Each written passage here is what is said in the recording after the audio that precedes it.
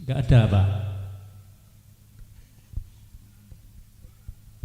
Maaf Gus ya, sendiri Gus ya. Assalamualaikum warahmatullahi wabarakatuh. Gus, saya berasal dari, nama saya M. Ilyas dari Kediri Gus. Dan ada kalimat atau doa, waja'alna minal mutatahhirin, yang artinya, ya Allah, jadikan aku tergolong orang yang suci. Ada suci tersebut Gus, suci yang bagaimana dan suci letaknya di mana dan suci itu untuk siapa? Gus, pertanyaannya kedua Gus ya, maaf Gus. Ini ada cerita Gus. Pada waktu Nabi itu khotbah, ada orang Badawi, itu orang desa, maaf. Bertanya gini Gus, hai Muhammad, kapan dino kiamat? Sampai 3 kali Gus. Lantas Nabi turun dari khotbah bertanya, sopo sing takon iku mau? Lantas orang Badawi tadi, aku Muhammad. Kapan Muhammad? Kiamat. Aku ngandalke ibadahku. Aku orang ngandalke sholatku. Aku orang ngandalke zakatku uta posoku. Tapi aku sayang karo sampean Muhammad. Dan ini lantas gini Gus ya, maaf jamaah ya. Saya M. Ilyas jangan dianggap jamaah Anda semua. Tapi anggaplah teman sampean, utawane konco sampean, utawa kekasih sampean. Gitu ya. Pertanyaan gini Gus ya, apakah kiranya Gus Mukhlison mau jadi teman aku atau kekasihku? Gitu aja Gus ya. Terima kasih untuk Anda semuanya.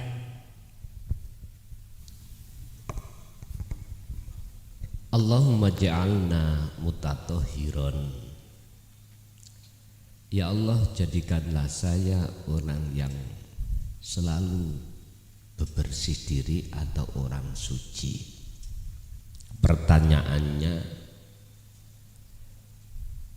yang dimaksud suci itu yang bagaimana, untuk siapa, tempatnya di mana? Bapak Ibu, biasanya kita itu habis wudhu di syariat itu loh, ya dah? Kita berdoa pada Allah,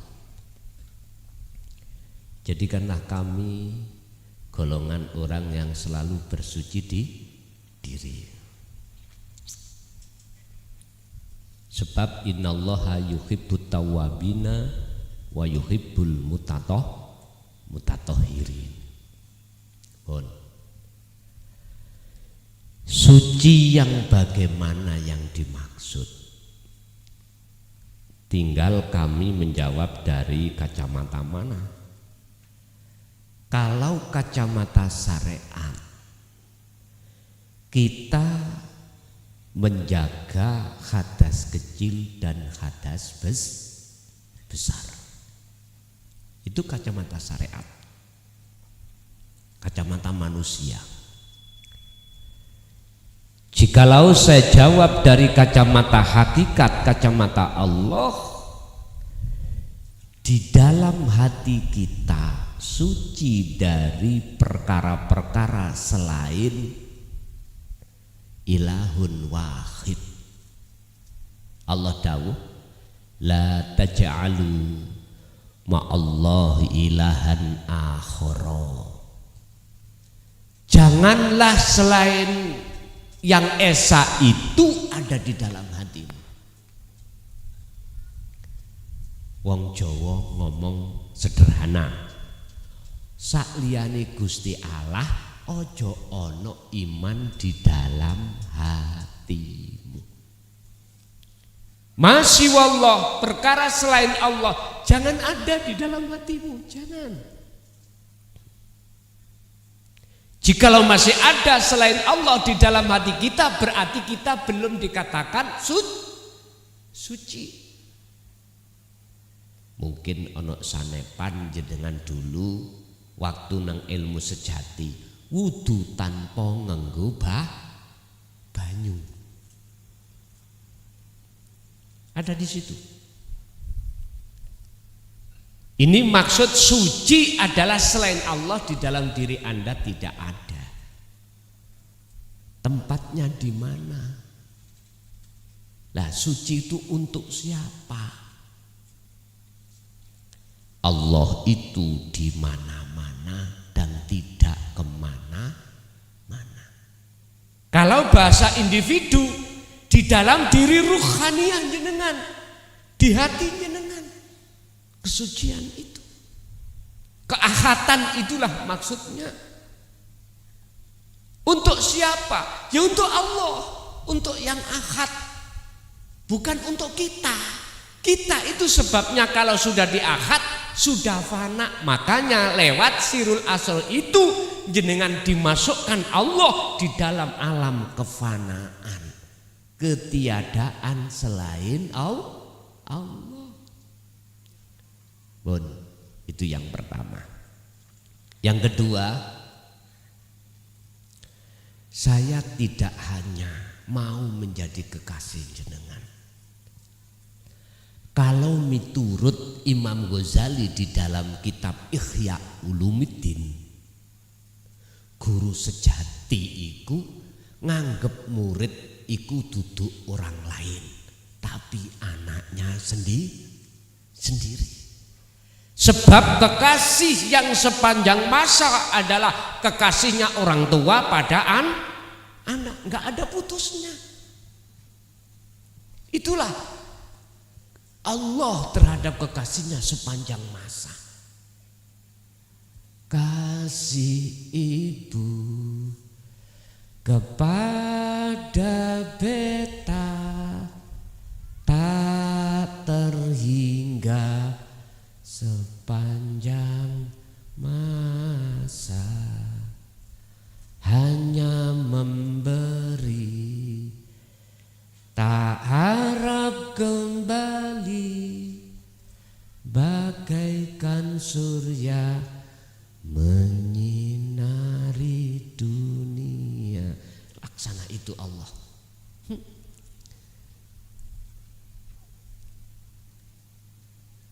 Matahari ketika menyinari dunia tidak mengharap balasan apa-apa.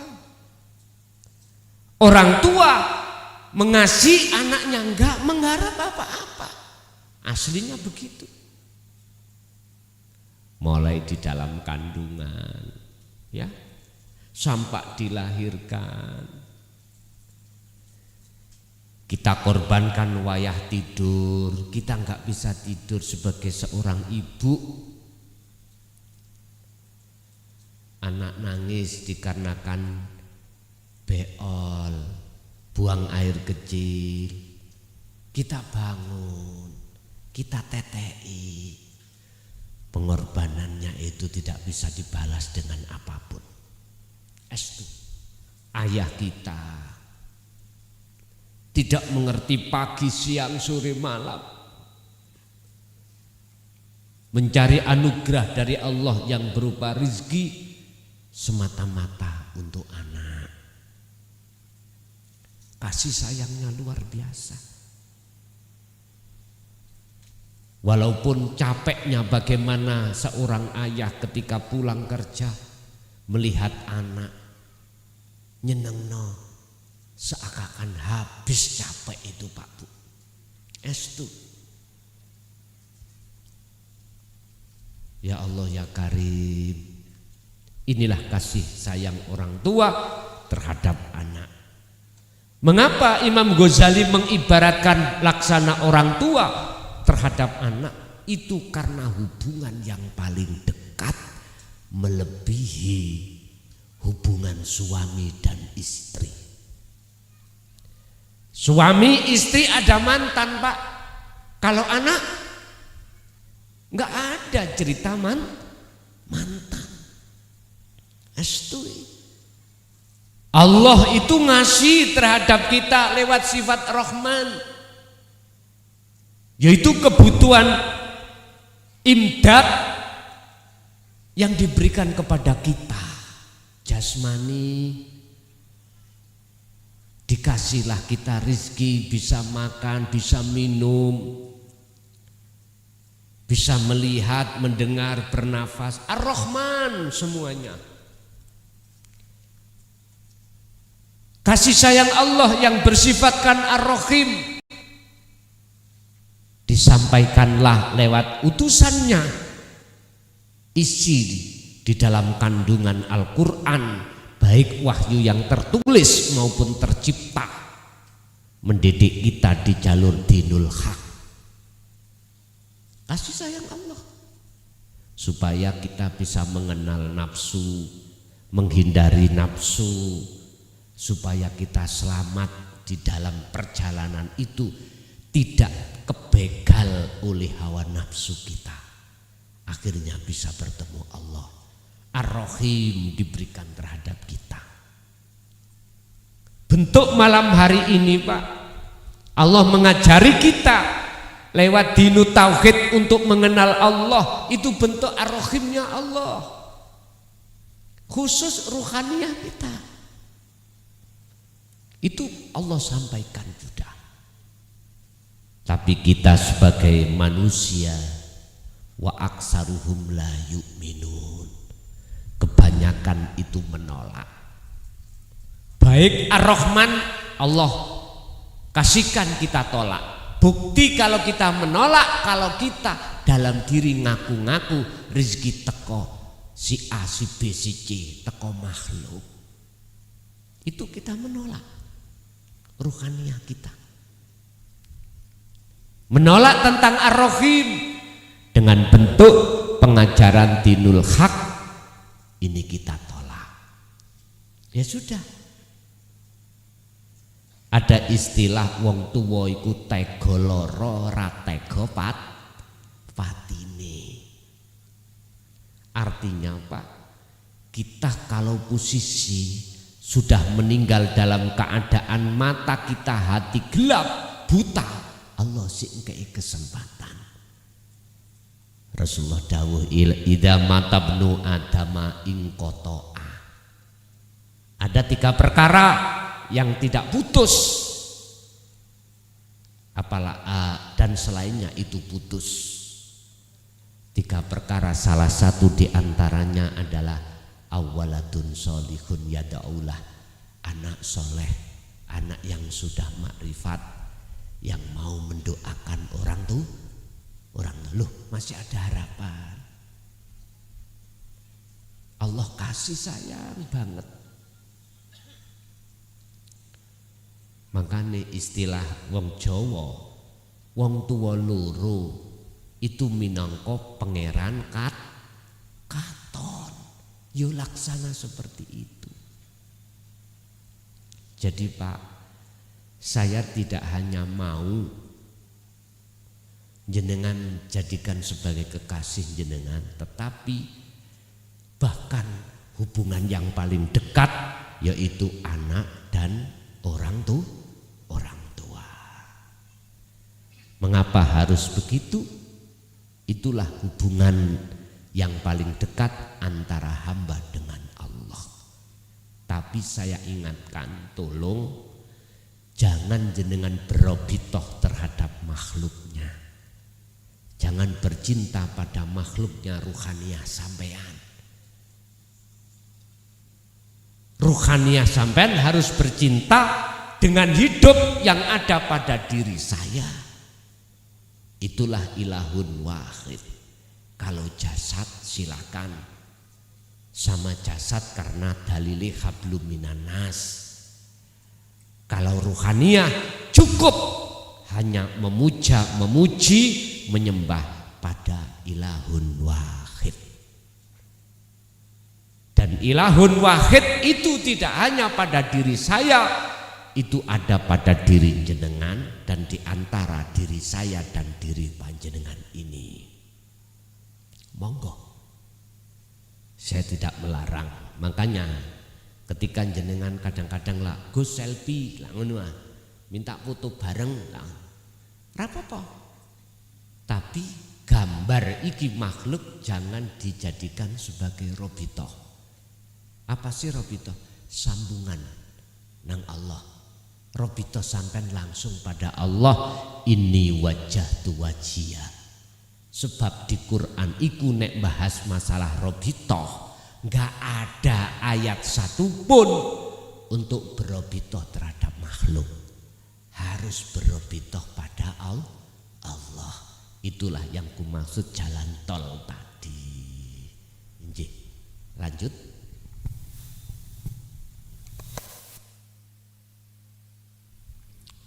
Alhamdulillah kasih Gus. Bapak Ibu yang mau tanya monggo, silakan sini. Monggo, monggo.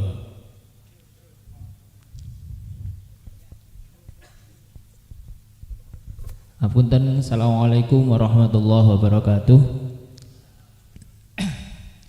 Allah badhe nderek tanglet Gus terkait kodok dan kodar.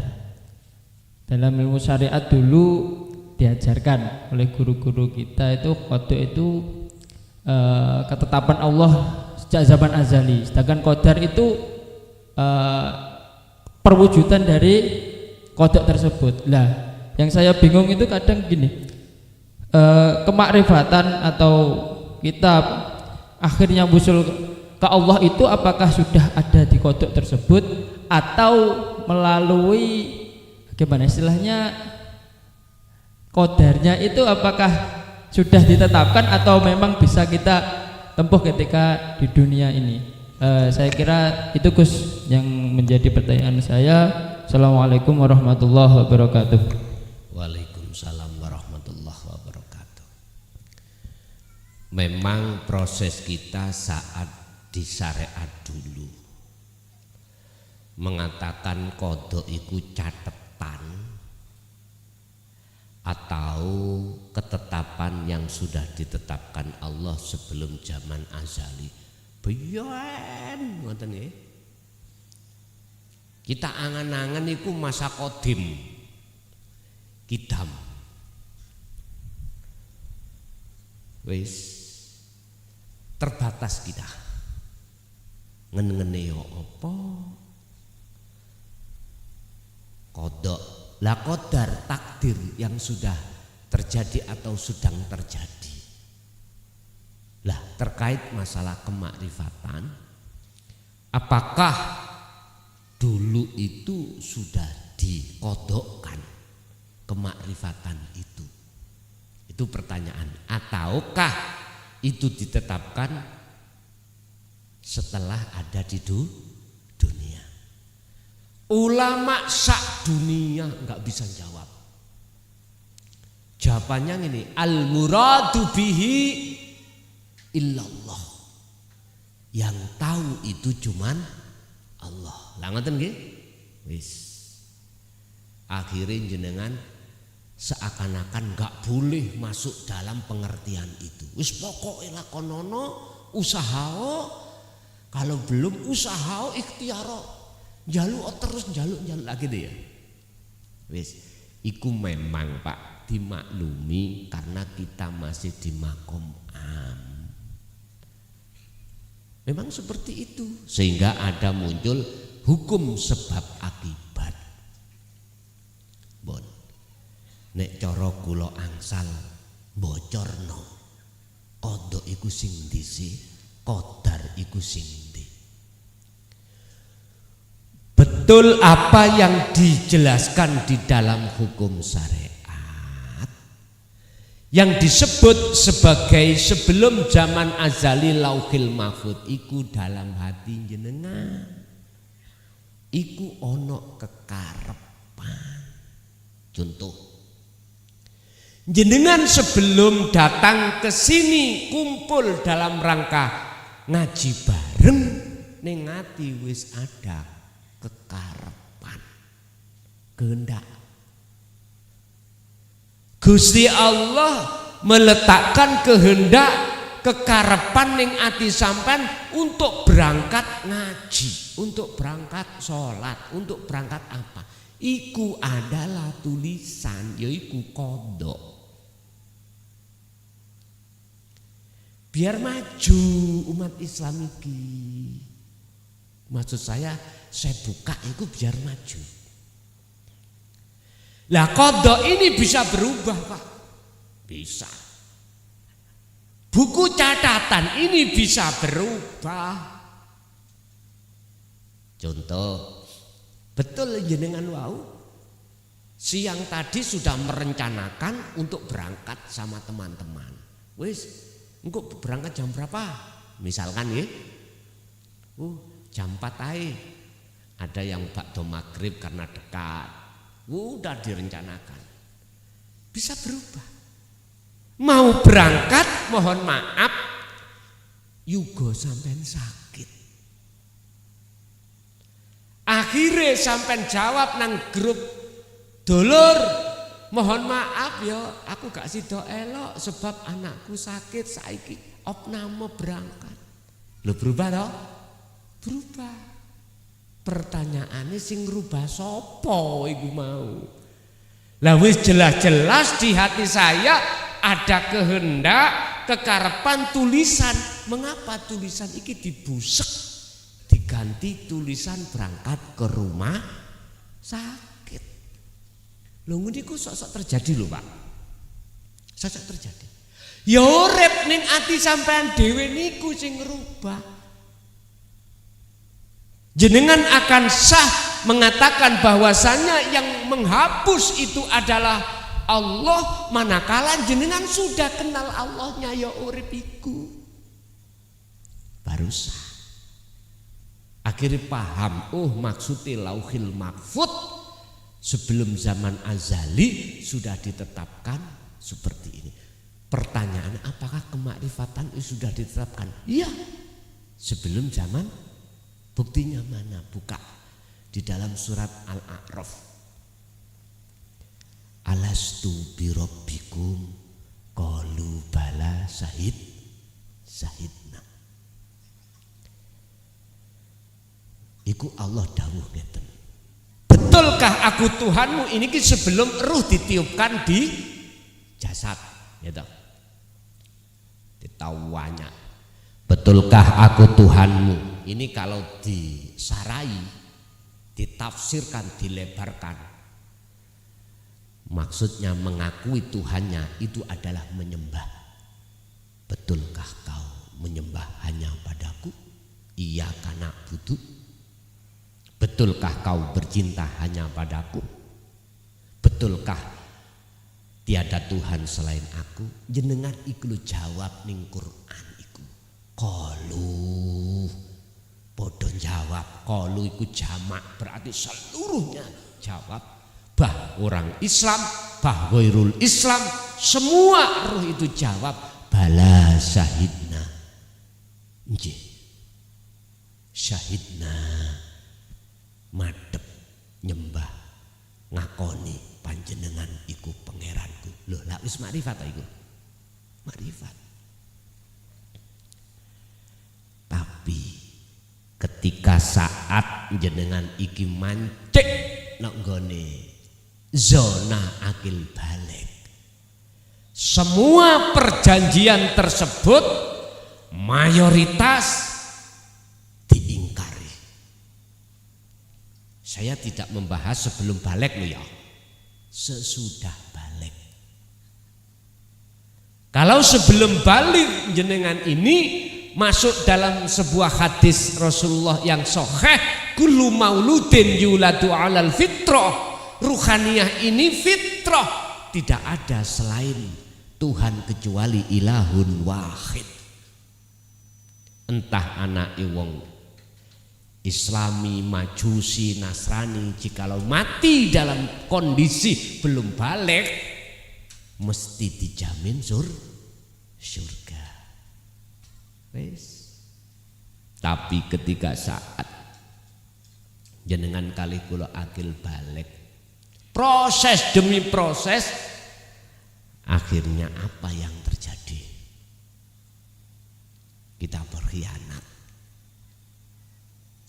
Dan ini kisah mulai sejak Nabiullah Adam sampai kita sebagai anak putunya ngalami hal kekotoran. Adam dalem Gusti, inginkah kau selalu dan tetap hidup di surga? Injih sendika. Jikalau kau tetap di surga, apapun yang kau minta, kau tidak susah-susah, pasti kudatangkan. Jenengan sebagai orang tua, jenengan kali kula nate jadi anak kecil, minta apapun tanpa kita kerja, mesti dikasih orang tua. Karena orang tua sayangnya luar biasa. Itu waktu kecil kita sama. Tapi satu dam, jikalau kau melanggar, kau akan kuusir dari surga. Apa? Makan buah huldi. Disinilah Bapak Ibu, waktu-waktu zona kita mulai akil balik, sama dengan Nabi Adam. Sebelum Nabi Adam makan buah huldi, Nabi Adam sudah berjanji untuk tidak makan buah huldi. Artinya kita berjanji tidak akan bertuhan selain ilahun wahid. Diuji perjanjian setelah pertemuan itu dulu terjadi kita pada Allah. Lewat apa? Nafsu. Adam lewat iblis. Allah memberikan 2 rekom legalitas payung hukum terhadap iblis.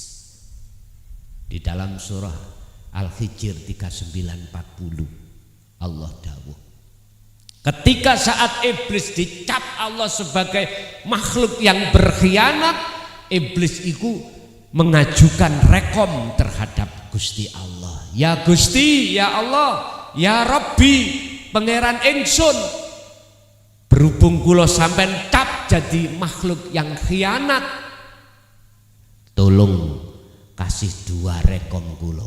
Apa please? Setunggal, kula ojo dipateni, jangan dimatikan sampai hari kiamat. Nafsu iku, Pak, gak petal-petal dugi sampean nek jenengan tidak hatta zurtumul makobir. Kalau tidak dipatok loro gak petal. Kemanapun kita diikuti. Jari nafsu, inna nafsa la amaratum bisu. Piye carane wong iku salat iku gak kepethuk Allah. Nafsu. Saya pekerjaannya itu belantik wedhus, makanya waktu sholat iling wedhus. Saya jadi pedagang, yo iling dagangane. Apalagi tadi tokone belum dikancing. Insya Allah, nafsu itu begitu liciknya, Pak. Nafsu masuk dalam setiap amal ibadah. Tidak hanya ibadah sing tidak murni, di dalam murni pun nafsu bisa masuk. Yang kedua, nafsu minta rekom, izinkanlah saya untuk menjerumuskan Adam dan anak putu Adam. Gusti Allah jawab, ya napa? Monggo. berarti iblis izini. Tapi ojo disalahno iblis lho ya. Jangan. Walaupun itu musuh sampean nafsu, musuh sampean yang nyoto, ya jadi salahno. Sadarlah hai manusia, iblis nggodha Nabi Adam dan anak putu itu karena disebabkan sudah dapat izin dari Allah, yang Allah semata-mata mengizini iblis atau nafsu liyabluwakum ayyukum ahsanu amala, semata-mata nguji jenengan kira-kira jenengan setia mbek Gusti Allah apa ora. Ngoten lho asline. Dalam Al-Qur'an sampeyan cari nanti, besok iku di akhirat jenengan ambek iblis iku bantah-bantahan ning ngarepe Gusti Allah. Ya Allah, iblis iki nyesatno kula ya Allah. Iblis dijawab, salah ya kamu gelem.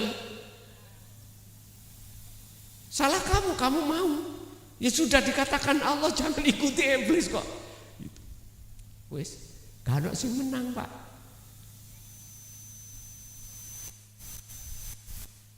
Bapak Ibu mohon maaf, nafsu ngeting awak dewi lewat sifat basariyah, di dalamnya ada nafsu nafsiyah dan amarah, setiap saat dan waktu mengeting kita, mengiring kita. Allah nguji terhadap ruhaniah kita, betulkah kita itu setia pada Allah? Betulkah? Akhirnya tak ringkes semuanya kita jembret. Tahu jembret nggih? Tersesat. Cuman pertanyaannya ini, kapankah kita sadar? Kapankah selesainya ruhaniah kita tersesat di dalam jurang hawa nafsu? Surat Ibrahim ayat 3 dibuka. Nafsu iblis dan para pengikut-pengikutnya itu ngomong, wa yastahibbunal hayatad dunya alal akhirah. Kita dihidangi oleh hawa nafsu atau iblis perkara-perkara apapun yang bersifatkan kehidupan kenikmatan dunia. Ruhaniah bukan jasmania. Memang untuk jasmania, tapi ruhaniah bagaimana? Ruhaniah itu juga menyaplok, mencocok, ikut-ikut kesenangan kehidupan dunia. Kalau sudah masuk di situ, maka kata Allah alal akhirah, mesti lalai pada Allah. Mesti makrifat sampai kali kula merotol.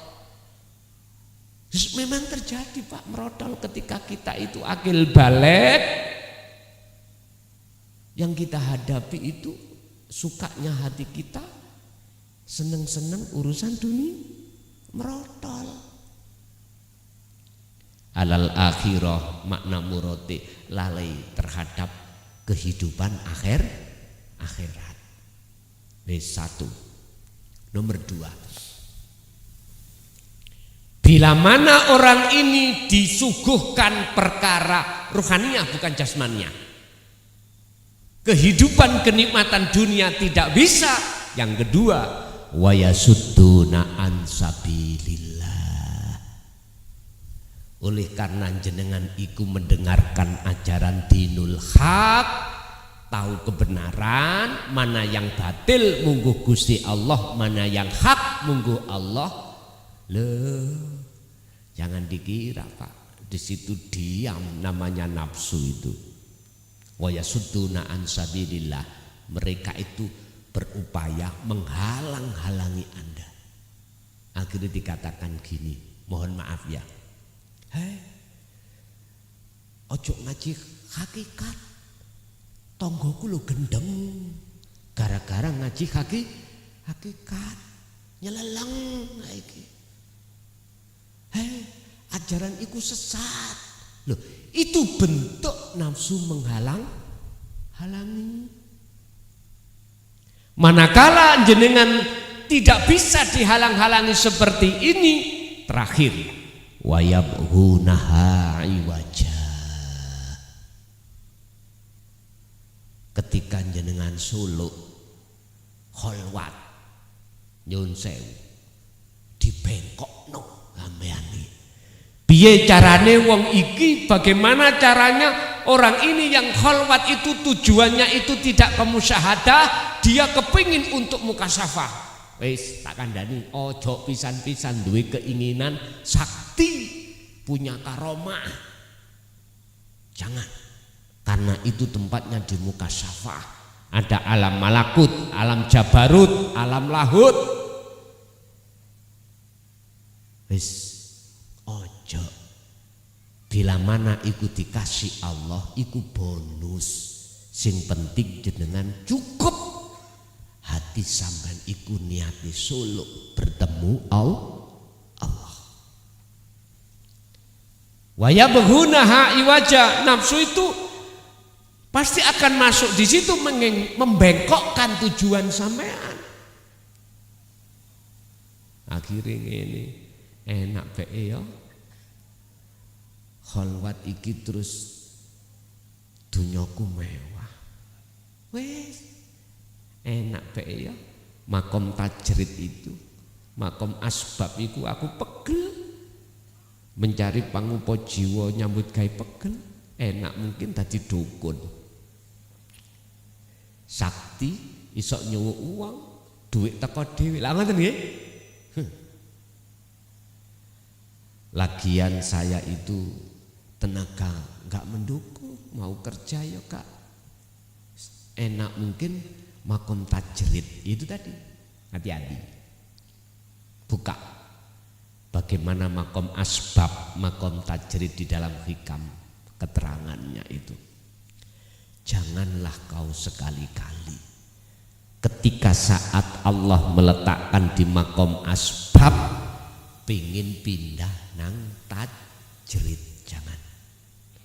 Iku bentuk, jikalau kau melakukan itu bentuk pengeridunya nafsu dalam dirimu yang tidak mau terima apa yang diberikan oleh Allah. Kau yang sudah di makom tajrid Allah meletakkan, jangan pisan-pisan kau minta di makom asbab. Enak be di makom asbab. Joro waktu demi waktu yo gak nglayani orang. Nyambut gawe nang sawah, ambek dikir, wis gak gembul wong. Enak be. Jangan. Itu bentuk keplorot imanmu sangka Gusti Allah. Lah terus yang baik apa? Ya sudah, nikmati, rasakan akunya Allah di asbab ketika Allah meletakkan di makom sabab. Nikmati, jangan pernah mengeluh ketika Allah meletakkan di makom tajrid. Jadikanlah dua makom itu untuk pertemuanmu terhadap Allah. Ini keterangan di dalam hikam tentang bab masalah dua makom sabab atau tajrid. Apa sih asbab itu? Sebab jenengan mendapatkan rezeki sebab nyambut gawe secara dohir. Nek tajrid sebulan ini lho. Tajrid. Berarti jenengan mencari kebutuhan jasmani itu gak soro-soro. Ngoten lho niku tajrid. Berarti jenengan digawani Allah karomah. Ngoten lho. Lalu sampai kapan jenengan kali kula kembali lagi ke makrifat?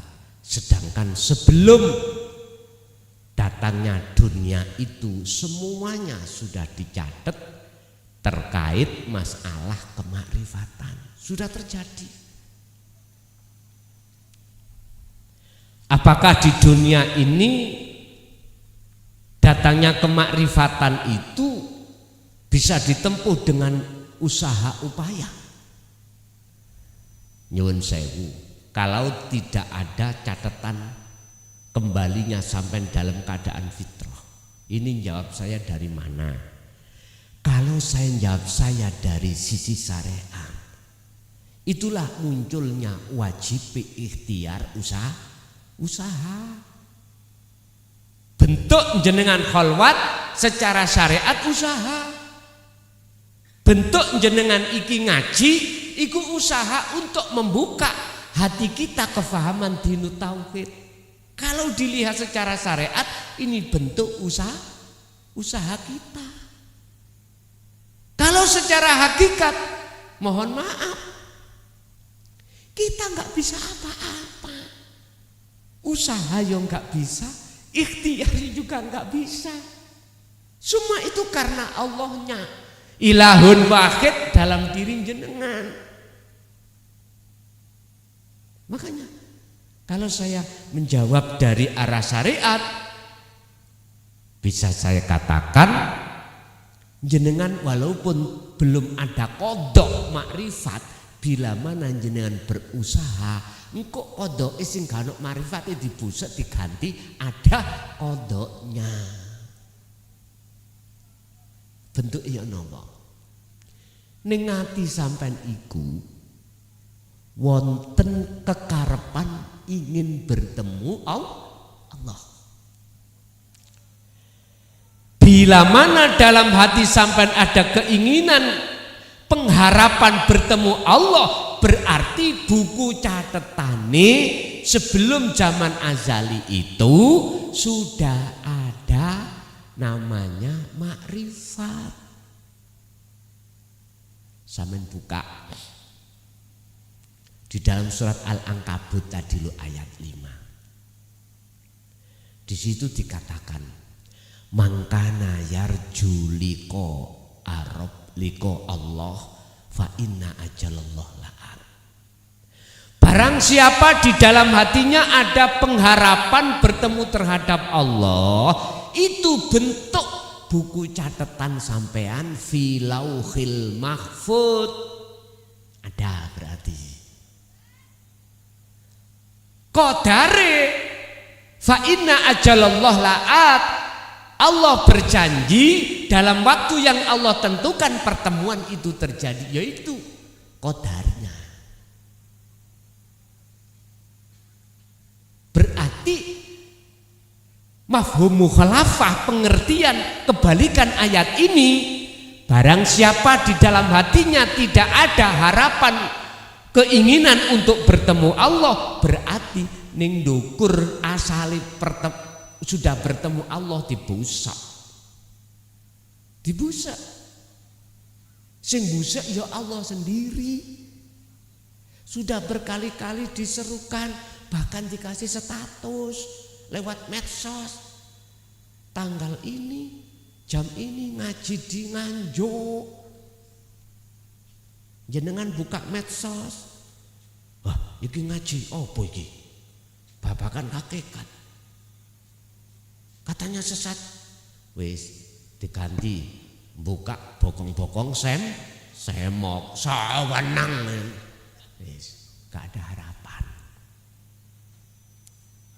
Berarti kodoknya dibusak Allah, otomatis kodarnya gak ada. Aslinya semuanya sudah terjadi, Pak, sudah ada. Asalnya kita itu fitrah, innalillah. Bagaimana caranya jenengan bisa wa inna ilaihi rajiun, sangkan paraning dumati. Nah ini sudah ada catatan sebetulnya. Cuman kok ujung-ujung gak ada, berarti dibusak Gusti Allah. Pertanyaannya lah apa Gusti Allah busak? Jawabannya kok tadi, sebab kita itu sawaun alaihim a'andartahum am lam tundirhum la yu'minun, gak percaya ambek wahyu Allah, sudah dibusak sudah. Terus bagaimana caranya aku bisa bertemu Allah? Aku punya harapan. Dalile ono ning Quran Al-Kahfi ayat 110. Jelas. Nek sampean gak percaya ya mbuh gak ngerti aku. Al-Kahfi ayat 110, yaitu ayat yang terakhir.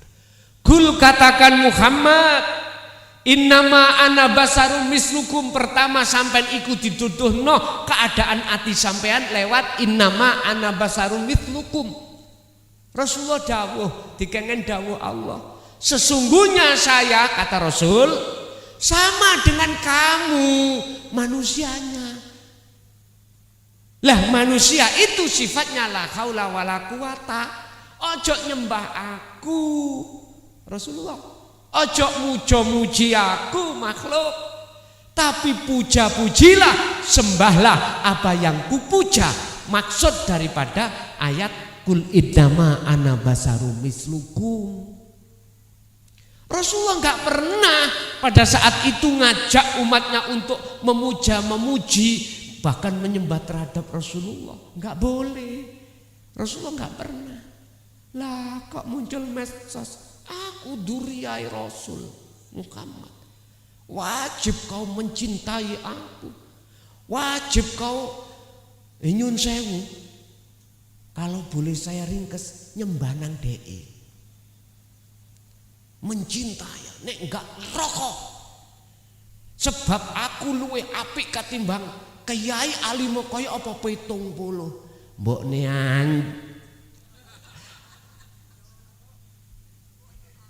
Allah ya karim.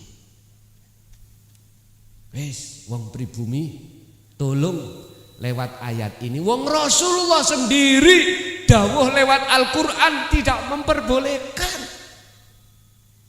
Kok ana sing statusnya gak jelas, ngaku-ngaku duriyahnya, malah dikongkon ngabdi, kongkon nyembah, jenengan diperbudak.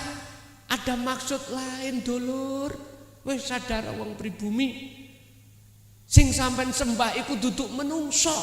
Ilahun wahid, amen terus nak ayat wae. Tuhanku iku Tuhan yang ahad. Iki le sing tak sembah. Itu Rasulullah langsung. Bukan sing statusnya gak jelas, ngaku-ngaku duriyai. Ya Allah, God. Iki kiai-kiai pribumi sepuh-sepuh do nangis, Pak. Delok zaman sak mangke. Estu.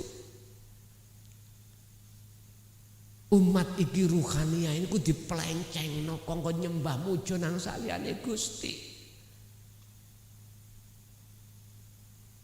Siapapun kita, aku yakin kalau duriyai Rasul asli dan pengikut Rasulullah asli, fattabi'uni yuhibbukumullah, enggak mungkin sing duriyah ngaku-ngaku duriyah. Enggak ada duri Rasulullah iku ngaku-ngaku duriyah. Meneng. Yang namanya buah pelem gadung, wite gadung, gak usah aku gadung. Gak usah ngomong itu, orang lain sudah tahu kalau itu pelem gadung karena muncul dari pohon gadung. Juwarot ngomong pelem jarot nih, tahu pelem jarot nih? Sing dicokot, sing nyeliliti nih kalau pelem apa itu? Kopiora, berengen ngene nek kena pulute. Aku iki wite gadung. Allah ya karim. Wis wong Jawa nek goleki nasab iku gampang. Gak usah tesis lewat DNA, gak usah tesis lewat keilmuan nasab, cukup nek pohon gadung ya wae, nek jarot utawa apa mau Kak? Kopior ya wae rasane ya beda.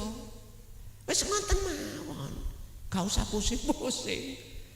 Allah ya karim. Wis ikuti Rasul. Rasul nggak boleh nggak boleh kita menyembah beliaunya, jangan menyembah. Nggak boleh memuji, jangan. Rasulullah itu hanya menyarankan, menyuruh alhamdulillah utawi sekabai puja dan puji iku lillahi mung kagungane Gusti, itu aja. Barang siapa yang ingin ketemu Tuhanku yaiku ilahun wahid, sing ngekei wahyu aku, wa mangkana yarju liqa rabbih, barang siapa yang ingin bertemu Tuhannya itu pertama fal ya'mal amalan sholihan, dandanono lakumu, luweh-luweh laku ruhaniyah, jangan hanya laku jasmaniya.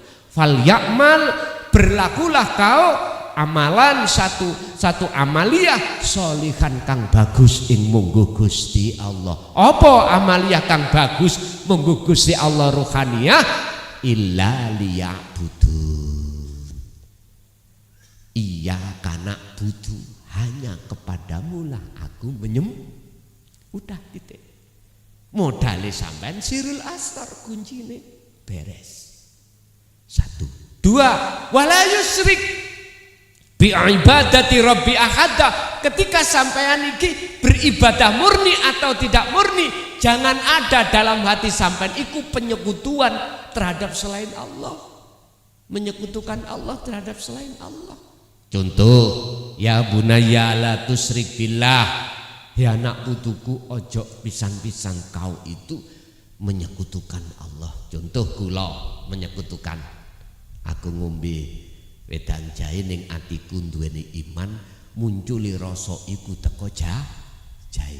Ini menyekutukan. Ikilah yang disebut syirik khafi. Lah mestinya bagaimana? Wala yusyrik bi ibadati rabbi ahada. Ketika aku minum, hatiku sambung terhadap urip ning kene wau dengan rasa, akhirnya imanku jatuhnya pada ilahun wahid. Inilah 2 syarat untuk bertemu Allah. Siji dikongkon amal sing bagus, laku bagus, rupa jenengan selalu berzikir, sambung diri terhadap gesang. Nomor loro, dalam hati sampean enggak boleh mengadakan Tuhan selain Ahad. Titik. Urusan nama Allah monggo iku syariat, urusan nama Allah monggo iku kulit. Sang Yang Widi monggo, Sang Yang Sekerta monggo. Sebab sing jenenge banyu ya niki jenenge maun ning Arab, nek ning Indonesia air, ning Amerika Inggris water. Loh, siji-siji jeneng tapi tunggal. Jangan adanya perbedaan nama gelut. Yang betul itu water. Ikulah jarmu wong Amerika atau Inggris. Indonesia enggak mengenal water, air. Wong Jawa metenteng tuyo. Wis apa nek ngurus masalah jeneng gegeran menang karepe dhewe. Wis gak usah. Akadnya adalah ya iki. Gak iso nyebut jenengan. Pokoknya sesuatu sing nyegerno lho iku. Ilahun wahid. Muhammad, ajarkanlah umatmu itu tentang bahwasanya Allah itu Ahad, Esa. Ajarkan keesaan. Sebab wa ma arsalna min qablika mir rasulin illa nuhi ilaihi annahu la ilaha illa ana fa'budun. Al-Anbiya 25. Aku tidak pernah mengutus utusan sebelummu Muhammad kecuali harus mengemban menerima wahyu intiku. Apa? La ilaha illa ana. Tidak ada Tuhan yang wajib disembah kecuali aku. Allah sudah tidak membahas Allah, sudah tidak membahas nama, tidak membahas huwa sifat, sudah tidak membahas anta zat, tinggal membahas ana, aku, wong Jawa, ingsun. Jelasno Muhammad letak kedudukan ingsun itu bagaimana supaya fa'budun, mereka itu nyembah aku. Innani anallah la ilaha illa ana fa'budun. La ilaha illa ana, sesungguhnya aku iku Allah, tidak ada Tuhan kecuali aku. Oleh karena itu fa'budni, sembahlah aku. Wa aqimi sholah, tegakkanlah sholat, li dzikri, semata-mata sambung eling menyang aku lho bahasane. Lah iki kudu dikupas, dijabarkan tentang tauhid inti niki, Pak. Tapi selama ini di tengah umat Islam koyok-koyok, gak koyok-koyok, memang disembunyikan terkesan. Yang diajarkan la ilaha illallah, la ilaha illallah. Sedangkan anta wa ana iki jarang ono sing bahas. Sebab sopo sing wani, siapa yang berani membahas ini lebih-lebih di tengah umum, dil mudil, mesti ono sing mengatakan iku sesat dan menyesat. Wis iki bagi Jaya Baru gak kanggo. Tahu gak kanggo? Untuk Jaya Baru prei koreng. Tahu prei koreng? Bah kuwi ngomong apa terserah. Kenek tak bimbing monggo, gak kenek nggih monggo. Silahkan fal yu'min, silahkan fal yakfur. Silahkan beriman, silahkan tidak. Itu bukan urusanku. Urusan saya adalah menjelaskan anta wa ana, beres. Jadi berkenaan dengan takdir atau qadar tentang makrifat pada Allah ketika di dunia ini, kalau kacamata syariat bisa dikatakan berupaya ikhtiar. Bentuk jenengan malam hari ini ngaji usaha ben aku paham. Setelah paham baru ningati ada kerentek keinginan untuk ketemu Gusti Allah. Sebab menungso sak jagat iki, Pak, ora ono sing gelem ketemu Allah. Umume senenge ketemu kemewahan dunia. Sebab prinsip mereka ketemu Allah nanti kalau mati,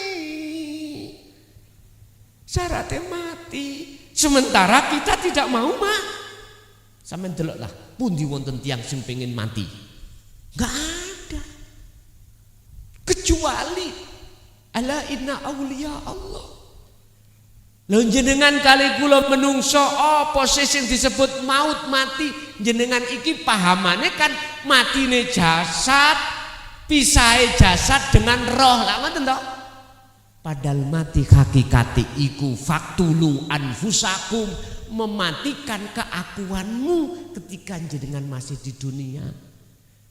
Syekh Ibnu Athaillah dawuh di dalam kitab Hikam tentang kemakrifatan itu syarate idufin mendemo sira wujudaka ing kewujudan makhluk ira fi ardil khumul, di dalam bumi khumul. Wajib jenengan kali kula niki membunuh, mengubur keakuan yang bisa ini bisa itu, punya ini punya itu, kubur. Kalau kau ingin bertemu Tuhanmu, kubur. Sebab ini kalau sudah kau kubur akan muncul keakuane urip dalam dirimu, disebut innani anallah, yang bisa ini bisa itu. Akhirnya kita menungso sejatine nuduki la haula wala quwata. Wa qala Allah Ta'ala innallaha Allahu khalaqakum wa ma ta'malun. Allah yang menciptakan makhluk semuanya. Wa ma ta'malun, dan apa yang muncul dan timbul dalam diri manusia itu datangnya dari Allah. Wis logo teng mriki penak punan. Wis kalau secara hakikat, Pak, tondone gampang.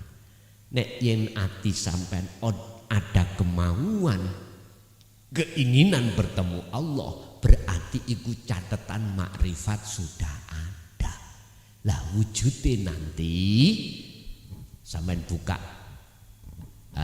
surat Al-Ankabut ayat 5 itu ya. Allah berjanji ketemuan itu akan terjadi. Nyatane kodok berupa kodar. Nyatane buku catatan ya iku wujude takdir. Nyatane setrum wujude cahaya. Nyatane wujude Allah ya wujud jenengan. Bingung? Si bingung. Katanya Allah laisa kamisli sayun. Lah kok wujude Allah iku ya kok wujud jenengan. Nek sik bingung monggo ngombe kopi dhisik.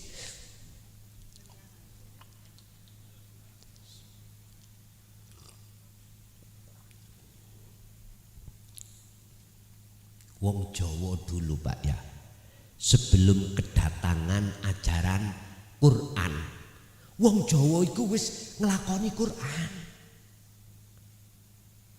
Tapi sisi hakikat makrifat, makanya disebut ilmu kejawen. Karena para wali Gusti Allah wong Jawa ora ngerti Quran, wis dijokokne lakune ruhaniyah, akhirnya wong Jawa ngenal jenenge salat daim.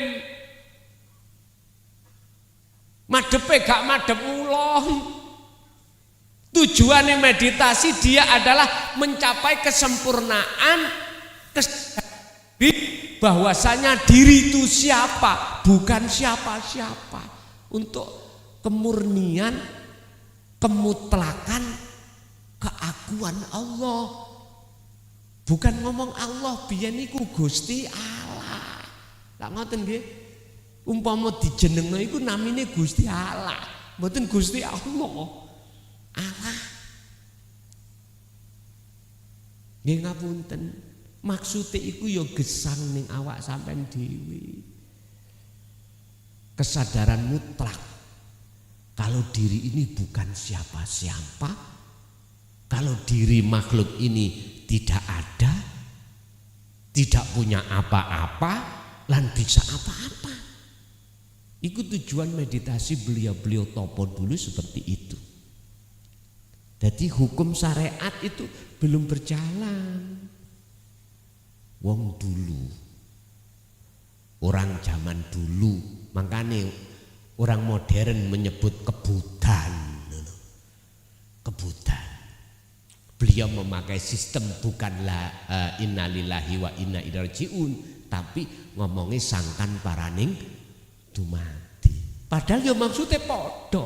Lah sekarang itu tak angkat lewat jalur Quran. Kula mboten bicara sangkan paraning dumati, tapi saya bicara bagaimana Anda innalillahi dan bisa wa inna ilaihi rajiun. Akhirnya nggih saged diterima. Ngene sik kata sing mengatakan itu gak bener. Nggih monggo rapopo tak maklumi karena belum paham. Ku nek wis paham lah ngomong ngeten. Oh iya bener arek gendeng biyen niku. Ngoten kok akhirnya. Entah itu muncul kapan ya.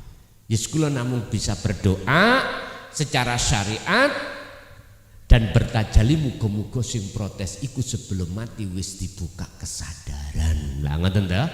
Namung niku wong tua iku yang ngono. Wong tua iku gak pengen dibales urusan dunya. Enggak. Wong tua nek wis oper, game over. Sing ditunggu adalah doa anak yang soleh. Gak pengen ditukokno mobil, gak pengen dibales ngene ndak. Jenengan laku bagus birrul waliden iki wong tua wis sudah seneng. Dikongkon ngalor disuruh ke utara ya ke utara, disuruh ke barat ya ke barat. Iki namanya birrul waliden waktu orang tua masih hidup. Birrul waliden kita terhadap orang tua secara syariat sudah tiada, ya kirim doa. Lho ngaten lho. Enggak jauh dibales apa-apa, Pak.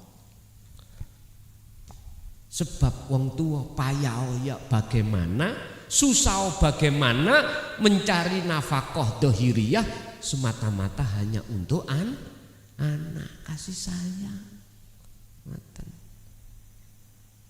Jadi itu Pak, secara hakikat bisa panjenengan lihat sudah ada bukunya atau enggak, itu barometernya, ukurannya hati sampean sudah ada keinginan bertemu Allah apa ndak.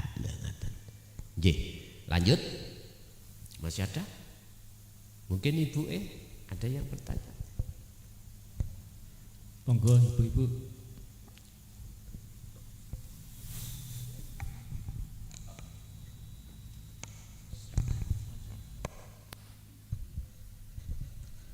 Assalamualaikum warahmatullahi wabarakatuh.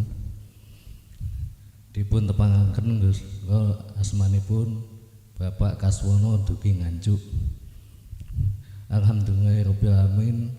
Kula dipun tepangaken kalih dina hak punika. Status kula kena dina hak punika samenika pun berumah tangga utawi menikah.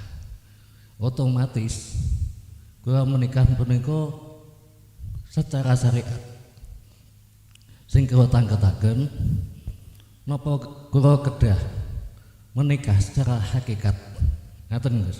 Terus caranipun pripun ngaten.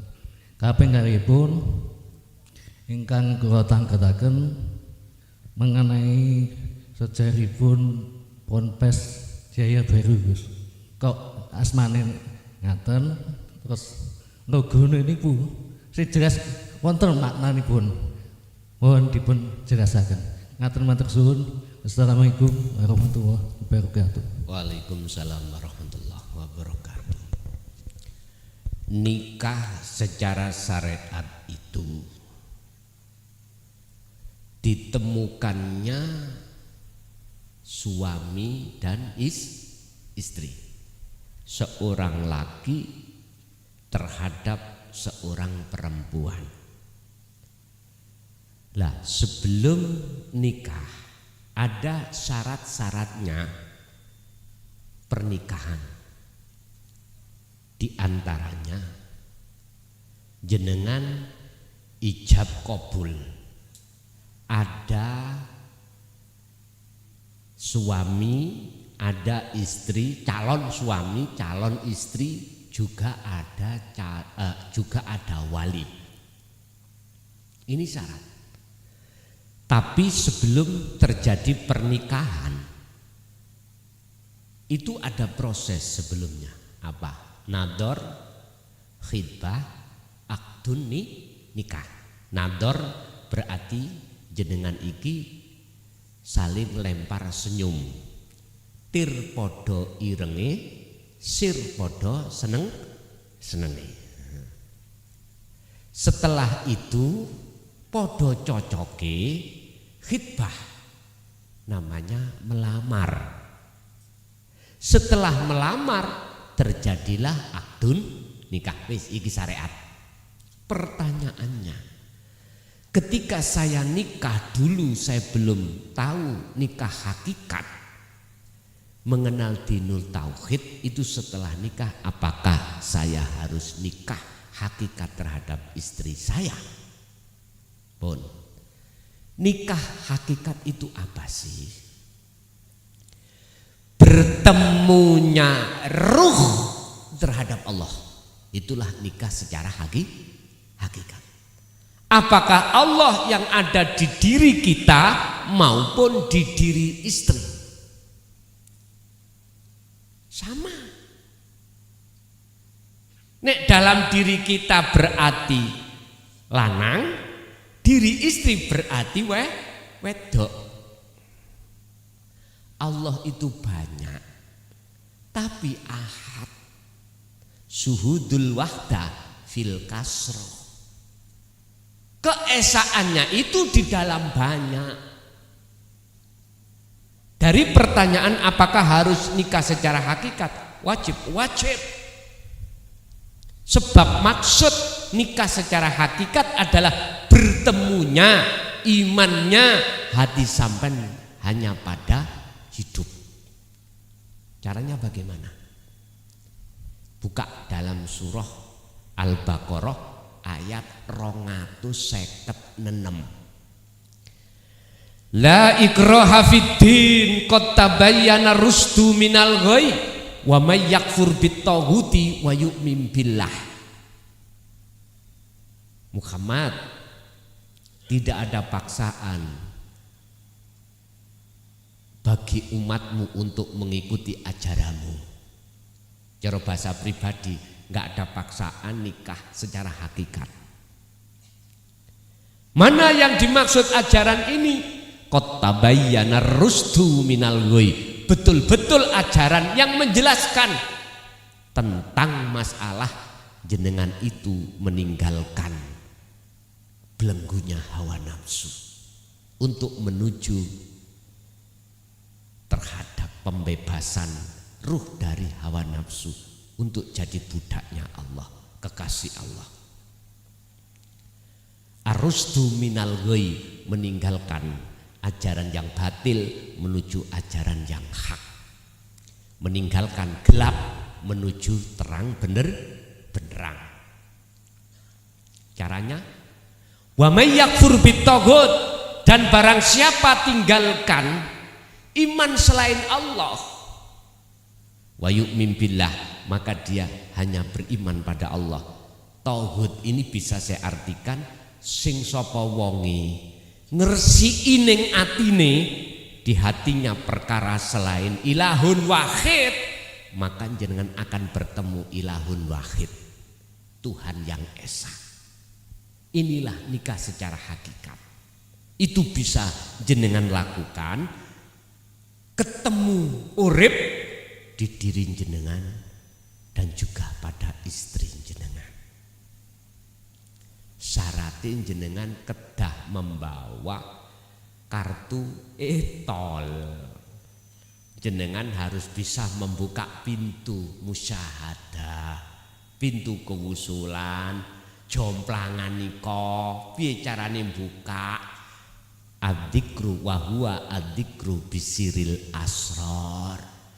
Jenengan kudu memfungsikan dzikir sirul asrar. Itulah nanti yang akan bisa membuka dan menghilangkan tauhid, lalu terbukalah pintu itu, masuklah kau.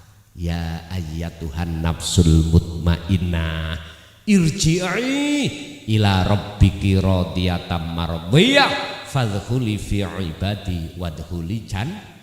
Dibuka pintu surga. Masalahnya sampean tol sampean ono pulsane. Pulsane sampean isi lewat ruhaniyah laku dzikir bendino yeniku. Ingat, masalah amal diterima lan gak diterima dening Allah, orientasinya atau barometer dibuka surat apa itu? Surat dendekan kok itu. Mari Al-Baqarah Al-Maidah ayat 27. Potongan ayat itu 27, Allah mengatakan innama yataqabbalullahu minal muttaqin. Sesungguhnya amaliyah ibadah yang diterima oleh Allah itu hanyalah ibadah yang bersumber dari hati yang bertakwa. Hati yang bertakwa adalah mingkol bin zahidin, hati yang condong bertemu Allah, ngadep gustine, ora madhep makhluke. Nek kula tadi kan madhep nang wedhus, sebab kula blante wedhus. Amaliyah apapun, Pak. Jenengan mergawe. Dulu kita dipeseni bapak kita, "Ger, nyambut gawe yo niatono ibadah ngingoni anak bojo." Tapi gak dijelasno carane ngibadah sing bener iku bagaimana. Akhirnya jenengan dikasih tahu sanepane. Engko nek ketemu gali kangkung, Ya iku ngger. Lah ngoten nggih. Mumet Pak kula. Kawula niki diwenehi sanepan abah niku kon goleki susuane angin. Ya Allah, ketemu lesus. Kula anggap ya niku susuane kula aturna mboten ditasheh, malah kula dijotos. Raimu dudu iku ngono. Sinten gak bingung. Mbok ya omong ngono, iki le son, iki lho ngono ae kate kok gak gelem ngono sih. Mboten. Pokoke golek ana susuane angin. Ketiga Pak, kula niki angon sapi. Nek daerah kula niku ketika angon sapi itu saweneng. Tak du sapi niku. Lanang ambek lanang ditau-tau mbrikan. Ana lesus. Ya iki, bah kula pun seperap susuane angin. Lho endi? Di sawah mang ana lesus iku. Mboten kaken cangkem Pak, kula dipongor kula. Ngerti dipongor? Dijewotos kula. Dudu iku. Lah terus nek dudu iku dudono sing ya apa? Mestine iki lho. Lah ngoten nggih. Cek sondok pena. Wong ngomongin kok aku nek dudono umurku dikurangi ya jare mbahmu. Iki rahasia. Dako ikul asror. Lembut-lembute ilmu makrifat Allah ojo dibuka. Ngono. Siapa yang berani membuka maka dia akan dioroti umuri. Jare kata makolahnya Imam Sayyidina Ali, satu karung ini ilmu yang kubuka di umum, saya akan dipenggal leherku. Ya wis babana, aku wis paham maksudnya kok dipenggal leher apa? Dihujat, dicaci dan lain sebagainya. Bahasa Jaya Baru, I know reckon you. Pun prei koreng jadi wong Surabaya. Bah, kula wis mbelenger niku mulai tahun 2000 Pak, saya itu menyampaikan dinul haq sampai detik ini berarti berjalan sudah 24 tahun. Geluh kesah bahkan di penjara ya wis tahu. Ya wis biasa, iku wis resiko. Saya enggak seberapa Pak, bagaimana Rasulullah sampai dikejar-kejar nih, mau dibunuh kaum kafir Quraisy ya toh, Abu Jahal lewat Suraka itu. Akhirnya Allah merintahkan ayatnya untuk hijrah. Akhir beliau disebut kaum muhajirin, terus sing nulung kaum Ansor yaitu Madinah. Mangkane napa sareane Kanjeng Nabi kuning Madinah, ora di Mekah. Padahal umumnya kota sana itu Saudi itu yang terkenal adalah Mekah karena kiblatnya orang sedunia Islam di Mekah. Tapi mengapa Rasulullah disarekno dikuburkan di Madinah? Karena Madinah itu kaum Ansor menolong Rasulullah. Di situ ada wong Nasrani barang dulu itu yang betul-betul mengikuti Injil dari Tuhannya. Belum ada perubahan, belum diubah. Ngoten. Yang kedua, berkenaan dengan pondok. Memang Pak, niki nek kula cerita kisah ada sejarah memang apa Okok Jaya Baru. Iku gak namanya bis. Kan ada bis Jaya Baru. Pun Pak, menawi diizinkan mboten napa-napa. Miftahul Ulum iku pemberiane Mbah Fakih Kediri. Iku pemberian asline iku mung Jaya Baru. Berhubung beliau iku nggih Mbah Yai kula, nggih kula tambahno. Nggih tambahno ya Miftahul Ngulum. Miftahul Ngulum mbukake pira-pira ngelmu.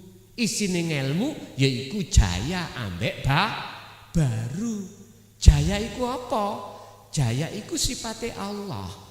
Gusti Allah tahu kalah mboten? Selalu jaya.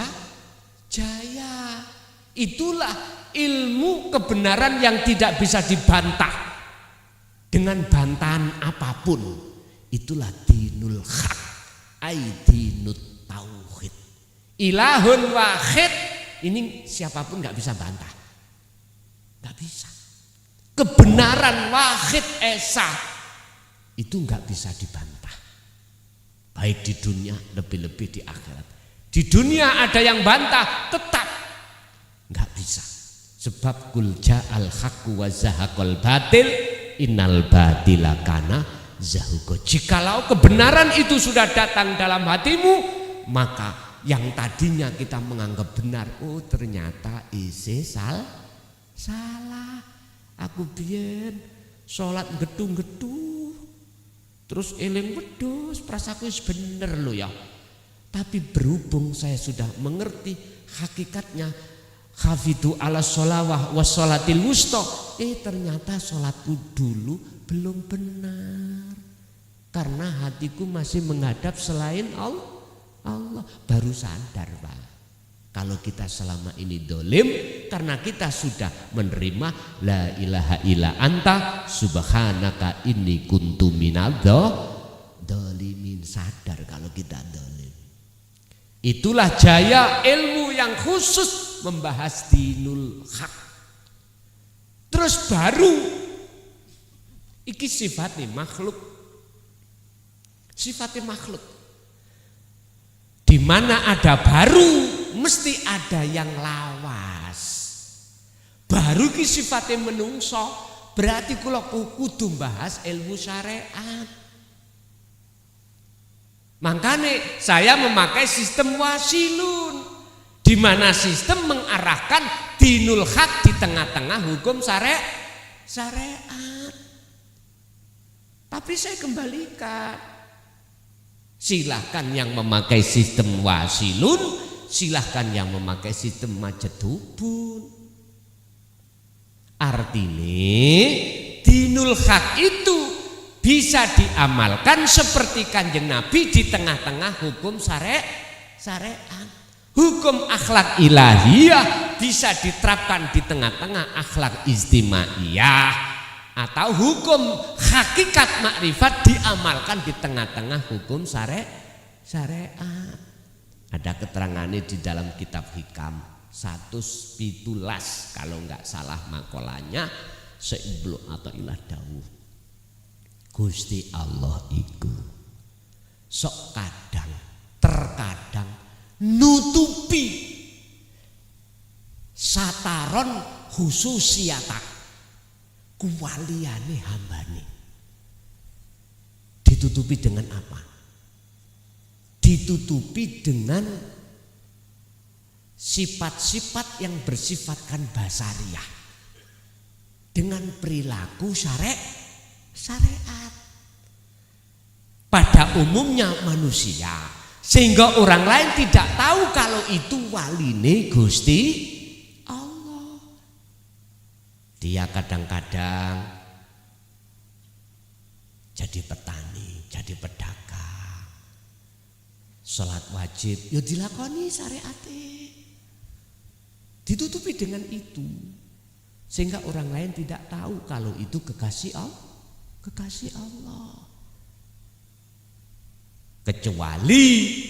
Kecuali sultan aulia atau kekasih Allah yang disebut sebagai wali kutub. Kecuali nah iki gampang tiliane. Bapak Ibu hadirin, jadi aku harus menyampaikan yang di depan adalah jaya ilmu yang khusus berkenaan dengan urip dengan Allah, tentang masalah ilahun wahid. Inilah ilmu tauhid yang bersumber la ilaha illa anta, supaya bisa naik illa ana. Cara gampangane ngomong, salat sampean ben khusyuk lho, ngoten lho. Jadi ibadah yang betul-betul diterima oleh Allah. Urusan diterima gak diterima terserah. Kok umpama saya tidak memakai jaya baru, mohon maaf ya, sistem wasilun, ya gak mungkin nyampe di sini. Gak mungkin saya sampai meluaskan dinul haq itu di seluruh daerah, nggak mungkin. Karena apa? Sebelum saya menyampaikan itu kok ya saya memakai sistem selain wasilun, ya sudah diganjal ambek MUI, nggak boleh. Sistem majedubun misalkan ya, nggak boleh, nggak boleh.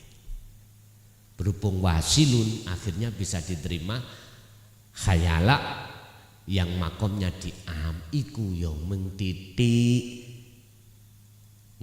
gak semuanya, tapi lama-lama akan membuka pintu dada umat kita. Jadi itulah maksud Jaya Baru. Jayane dideleh ngarep sebab sing teko iku luwih dhisik dulur tuwek katimbang dulur enom. Dadi ngelmu sing paling tuwek itu ya ilmu kepengeranan. Itulah ilmu kaweruh. Nek wong Jawa biyen ilmu tuwek. Ilmu sing berkenaan ambek roh sebab tekone luwih dhisik roh katimbang jasad. Lho ngoten niku. Pun jam pinten nih? Jam 11 kurang sedidik. Tasik wonten niki? Sudah cukup? Nggih. Bapak Ibu hadirin jamaah rahimakumullah, itulah apa yang Allah berikan terhadap kita pada malam hari ini. Wejangan-wejangan sangka Gusti Allah, mudah-mudahan ndadosake satu ilmu ingkang bermanfaat, barokah terhadap kita dan keluarga kita. Ila yaumiddin. Lahumul Fatihah.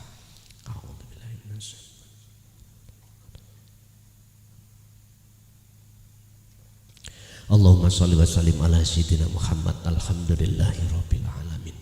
Allahumma sallimna wal muslimin min afatid dunya wa adzabil akhirah. Allahumma ja'alna auladana wa dzurriyyatina wa ahli baitina ya Allah ila yaumiddin min ahli syuhudika wa dzikrika wa ta'atika wa ma'rifatika qabla mautihim. Allahumma ya fatahu ya alim wa ilaihim bifutuhil arifin. Allahumma yassir lana ya Allah fi kulli umurina fid dini wad dunya wal akhirah wa ilaihim. Rabbana atina fid dunya hasanah wa fil akhirati hasanatan wa qina adzabannar. Wa sallallahu ala sayyidina Muhammad. Alhamdulillahirabbil alamin. Al-Fatihah.